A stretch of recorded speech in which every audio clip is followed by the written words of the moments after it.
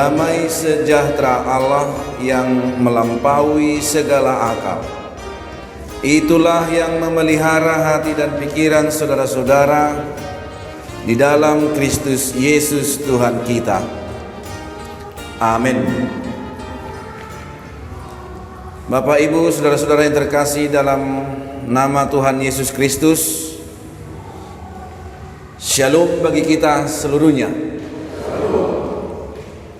Firman Tuhan hari ini didasarkan pada kitab Nabi Yesaya pasal 2 ayat 1 sampai 5. Begini firman Tuhan, mari kita simak. Sion sebagai pusat kerajaan damai. Firman yang dinyatakan kepada Yesaya bin Amos tentang Yehuda dan Yerusalem akan terjadi pada hari-hari yang terakhir. Gunung-gunung tempat rumah Tuhan akan berdiri tegak di hulu gunung-gunung dan menjulang tinggi di atas bukit-bukit. Segala bangsa akan berduyun-duyun ke sana, dan banyak suku bangsa akan pergi serta berkata, "Mari kita naik ke gunung Tuhan, ke rumah Allah Yakub, supaya ia mengajar kita tentang jalan-jalannya, dan supaya kita berjalan menempuhnya. Sebab dari Sion akan keluar pengajaran dan firman Tuhan dari Yerusalem. Ia akan menjadi hakim antara bangsa-bangsa dan akan menjadi wasit bagi banyak suku bangsa. Maka mereka akan menempa pedang-pedangnya menjadi mata bajak, dan tombak-tombaknya menjadi pisau pemangkas. Bangsa tidak akan lagi mengangkat pedang terhadap bangsa, dan mereka tidak akan lagi belajar perang. Hai kaum keturunan Yakub, mari kita berjalan di dalam terang Tuhan." Demikian firman Tuhan. Bapak, Ibu, saudara-saudara yang dikasihi Tuhan Yesus Kristus, ada 4 masa Advent sebagai simbol 400 tahun masa intertestamental. Keempat-empatnya juga memiliki arti tersendiri setiap minggu-minggu Advent itu. Minggu Advent pertama, Bapak Ibu, 1 lilin dinyalakan, dan lilin itu adalah tanda harapan, hope, harapan yang merujuk pada kepastian akan kedatangan Kristus. Jadi kedatangan Kristus itu adalah sebuah kepastian dan sudah terjadi. Kita sekarang sedang menanti kedatangannya untuk yang terakhir kalinya. Saya selalu suka menyebut yang terakhir kalinya. Karena apa? Sering kita dengar kedatangan Kristus yang kedua kalinya. Sepertinya ada yang ketiga, ada yang keempat. Tetapi kedatangan Kristus kita sebut yang terakhir, karena itulah penghakiman terakhir, dan kita akan memasuki kehidupan kekal, ganti daripada kehidupan yang ada sekarang ini. Dan itu pasti.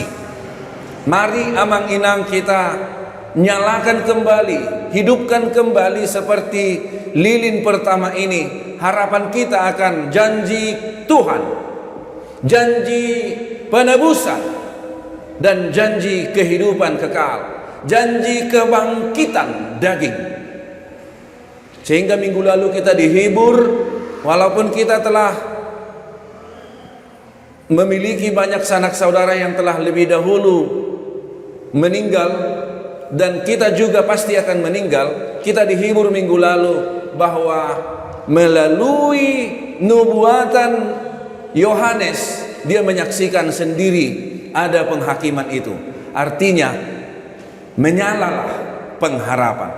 Biarkan pengharapanmu berkobar. Ini tanda lilin pertama ini. Lilin kedua pada minggu depan akan lebih dalam dibahas minggu depan, tetapi intinya adalah perdamaian, damai sejahtera. Lilin ketiga pada 2 minggu ke depan adalah bermakna sukacita. Lilin keempat pada minggu keempat, Advent keempat adalah kasih sebagai tanda kasih Allah. Sebab beginilah kasih Allah, Dia telah menganugerahkan anaknya yang tunggal. Itulah masa Advent terakhir. Jadi Bapak Ibu, tidak sekedar menyala lilinnya, lalu ada warna ungu, lalu kita beribadah. Tidak itu. Ada pesan yang sangat kuat yang disampaikan oleh setiap minggu Advent. Harapan, hope. Ini adalah motor penggerak iman kita. Harapan dapat membuat kita semangat mengerjakan sesuatu. Tanpa harapan kita akan menjadi lesu. Sedikit saja ada tantangan, orang akan bunuh diri jika tidak ada harapan. Sedikit saja duka cita terjadi, orang akan melangkah pada hal-hal yang tidak baik. Maka perlu kita merawat harapan. Lilin yang menyala ini biarlah menjadi simbol bagi kita semua yang beribadah, yang merayakan Advent pertama, sebagai sebuah kesaksian dan pernyataan bahwa aku masih berharap dan akan terus berharap. Bapak Ibu saudara-saudara, seperti yang saya katakan tadi, harapan adalah penggerak iman. Orang yang sakit jika tidak memiliki pengharapan, dia tidak akan minum obat. Orang yang berpengharapan itulah yang percaya oleh obat ini saya akan sembuh, dia akan minum obat itu. Orang yang berpengharapan itulah dia akan mengharapkan kualitas hidup yang lebih baik, maka dia makan sekarang, sarapan sekarang. Kita semua sudah sarapan ya, Amanginang ya? Sudah ya? Karena kita berpengharapan dengan saya menikmati makanan ini, saya akan kuat, saya akan bisa melakukan aktivitas dengan baik, maka hidup akan berkualitas. Kira-kira begitu sederhananya. Jadi orang yang malas sarapan adalah orang yang sakit dan yang putus asa. Orang yang malas sarapan atau enggak selera makan, pasti dia punya sakit atau putus asa. Tetapi kalau masih ada pengharapan di dalam dirinya, seberapa tidak seleranya pun dia makan, dia akan, saudara tahu istilah mabaur? Enggak selera dia makan, tapi di pokoknya dahan itu, nasi itu dia baur dengan air putih supaya aku kuat untuk melakukan aktivitas. Lihatlah Amanginang, betapa kuatnya pengharapan itu mendorong kita melakukan yang terbaik dalam hidup ini. Betapa kuatnya pengharapan itu mendorong kita mampu untuk setidak-tidaknya mengupayakan hari ini lebih baik dari kemarin, dari hari yang lalu. Itu makanya ada ilustrasi yang mengatakan begini. Ada seorang sopir angkot, sopir bus bersama dengan kenek. Apa bahasa Indonesianya keneknya? Konektor ya, konektor, penghubung. Nah, jadi setelah mereka selesai mengangkut, melaksanakan aktivitas transportasinya, lalu pada sore hari sang sopir berkata pada sang kenek, saya pakai kenek aja ya, kita di Siantar, cuci dulu mobil kita ini, biar nanti sewa-sewa semangat masuk. Datang sang kenek ini berkata, nggak usahlah kenek, sopir, nggak usahlah, nanti itu juga toh kotor lagi katanya kan. Sang sopir nggak berkata apa-apa. Lalu keesokan harinya mereka melakukan transportasi lagi, pengangkutan. Siang hari si kenek ini mulai kelaparan. Pak sopir, ayolah kita makan. Lalu sang sopir berkata, nggak usahlah, nanti toh lapar juga katanya. Nah, ini gambaran sebenarnya si kenek yang tidak memiliki pengharapan itu. Bayangkan kalau sewa yang datang untuk naik ke angkotnya kebauan karena kotor mobilnya kan. Dia tidak tahu bahwa pelayanan yang baik kepada para sewa justru akan meningkatkan kualitas daripada transportasi mereka.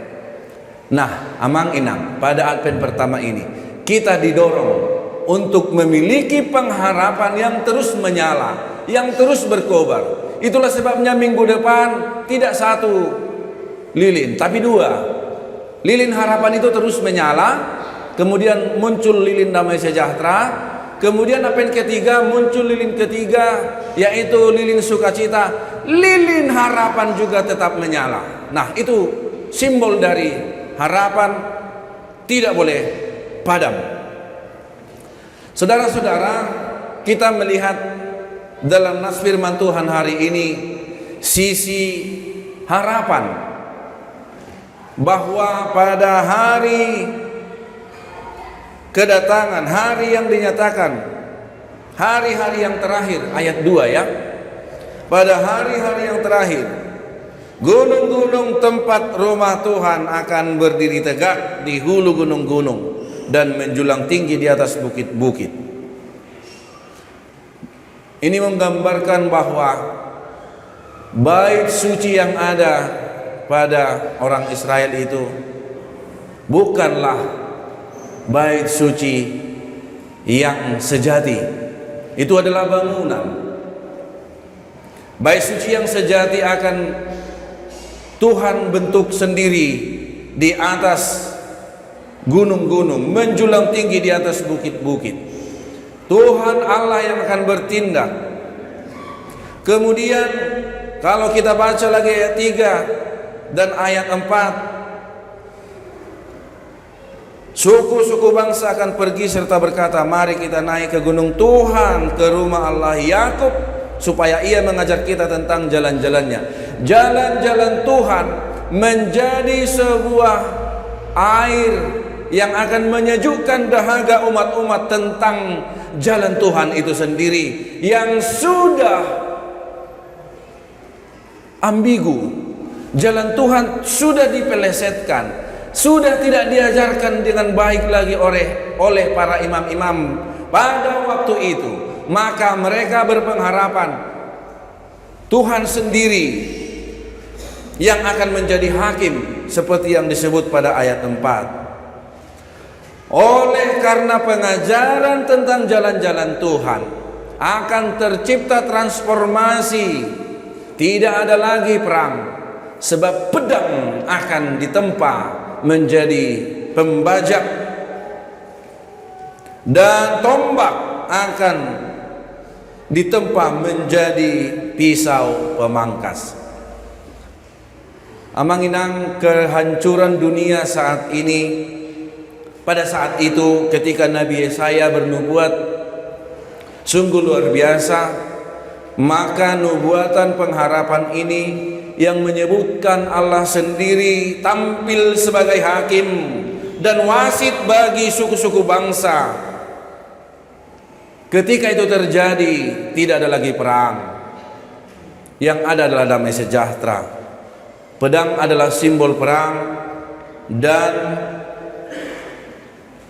mata bajak adalah simbol dari sebuah usaha pertanian. Keinginan untuk mematikan, perang itu ya simbolnya ya. Aku ingin musuhku mati.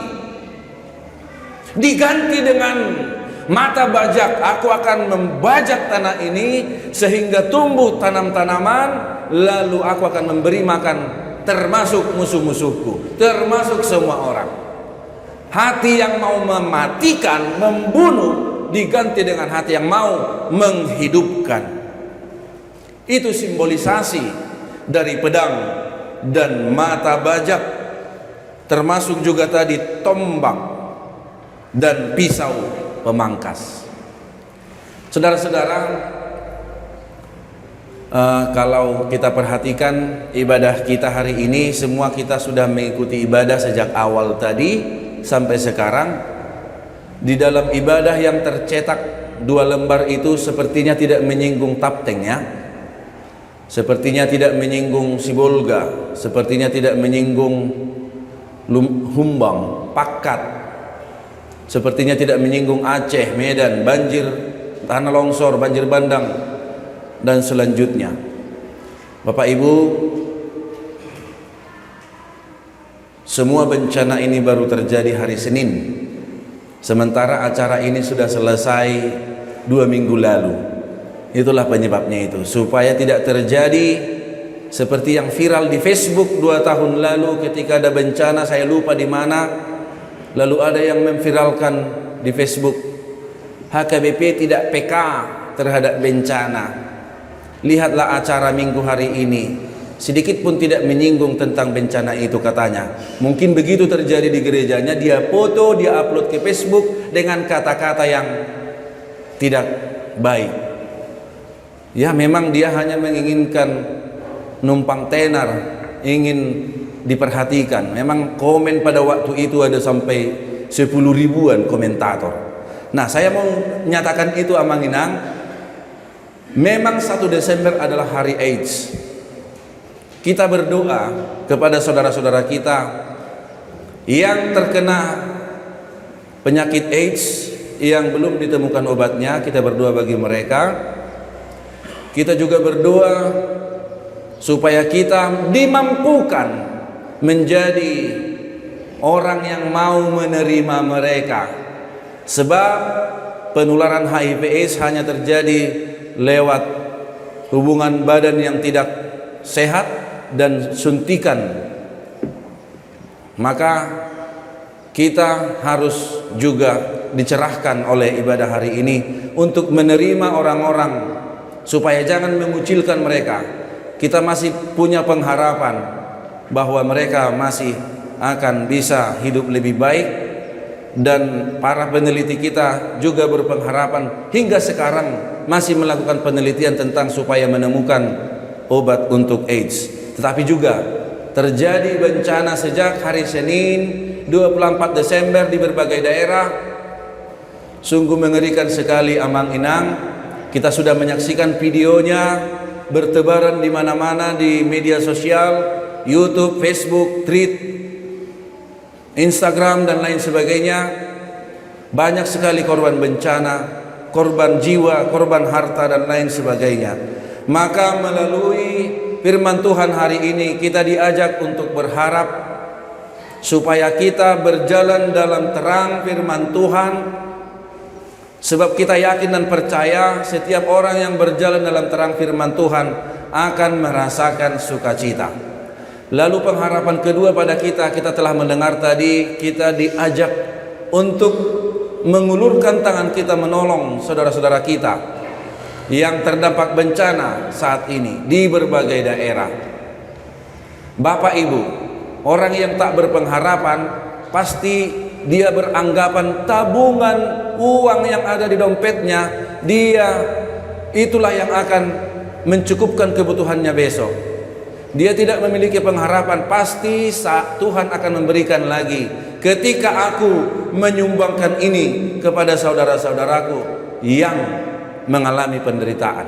Itu bedanya orang yang berpengharapan dengan orang yang tidak berpengharapan. Saya hanya punya uang sekian, lalu ketika saya menyumbangkan ini, Tuhan pasti memberikan kesehatan, kekuatan kepada saya untuk bekerja. Lebih dari situ pasti akan saya dapatkan melalui penyertaan Tuhan. Itu akan disebutkan oleh orang-orang yang berpengharapan. Maka saudara-saudara, kita yakin dan percaya, sekalipun tiap minggu kita melakukan pengumpulan persembahan selama sebulan ini, pasti itu tidak akan cukup untuk menolong saudara-saudara kita yang terdampak. Tetapi minimal kita telah ikut serta Walau dengan sedikit saja yang kita berikan hari ini, kita berpengharapan Tuhan akan memberkati itu dan akan menolong saudara-saudara kita yang mengalami bencana saat ini. Maka saya mau ajak kita semua pihak telah melakukan penggalangan dana, ada yang sampai bermiliar-miliar. Siapa itu yang viral di media sosial itu, pejuang kanker itu ya, lupa saya itu, sudah bermiliar-miliar dikumpulkan dana. Ibu dokter kita juga sudah banyak yang menelepon dia untuk meminta dana juga. Mari kita bergerak, amang inang. Mari kita bergerak. Mereka juga adalah saudara-saudara kita. Mari terlepas dari ukuran-ukuran agama, ukuran-ukuran suku. Mari kita lepaskan diri kita dari ukuran-ukuran itu. Mari lihat kemanusiaan. Tuhan ingin kita menciptakan hati yang menghidupkan bagi mereka yang menderita saat ini. Jangan pernah kita memiliki hati yang hambar. Mari memiliki hati yang ingin memberi hidup kepada banyak orang. Tuhan memberkati. Amin. Mari kita berdoa. Terima kasih Tuhan buat firman-Mu yang menyapa kami. Engkau mengingatkan kami bahwa hidup di dalam firman Tuhan adalah hidup yang penuh harapan. Ajarlah kami supaya kami senantiasa setia hidup di dalam firman-Mu. Sebab kami tahu bahwa firman-Mu akan membawa hidup kami pada sukacita. Terima kasih Tuhan bahwa kami dapat memiliki pengharapan yang masih menyala pada minggu awal tahun gerejawi ini. Biarlah pengharapan itu membawa hidup kami ke arah yang lebih baik. Biarlah pengharapan itu membuat kami semangat melakukan yang terbaik, mengatakan yang terbaik, memberikan yang terbaik. Karena kami yakin dan percaya oleh pengharapan hidup kami lebih baik pada masa yang akan datang. Ajar kami Tuhan, agar kami senantiasa memiliki hati yang peduli, terlebih bagi orang-orang yang saat ini menderita penyakit AIDS, penyakit yang belum ditemukan obatnya. Biarlah kami memiliki kepedulian untuk memberikan mereka pengharapan dan semangat hidup. Demikian juga kepada saudara-saudara kami yang mengalami bencana di Tapanuli Tenggara, Tapanuli Selatan, di Humbang, di Aceh, dan di berbagai tempat belakangan ini Tuhan oleh krisis ekologi, climate change, perubahan iklim. Ajarkan kami untuk menjadi orang yang senantiasa peduli melalui doa-doa kami, topangan doa dan topangan pertolongan bantuan, supaya melalui kehadiran kami benar-benar menjadi berkat baru bagi dunia, bagi mereka yang menderita. Ajar kami Tuhan memberi sedikit dari berkat-Mu, karena kami berharap akan lebih lagi berkat-berkat akan Tuhan sediakan bagi kami ketika Tuhan masih memberikan kesehatan, kekuatan, kemampuan, dan kenyamanan di tengah-tengah alam siantar ini, supaya kami senantiasa membuka hati untuk memberi sedikit, menolong saudara-saudara kami yang menderita. Terima kasih Tuhan. Biarlah pengharapan itu menyala di dalam kehidupan kami. Setiap pribadi jemaat-Mu mampu hidup dalam pengharapan yang baru. Dalam Yesus Kristus kami berdoa. Amin.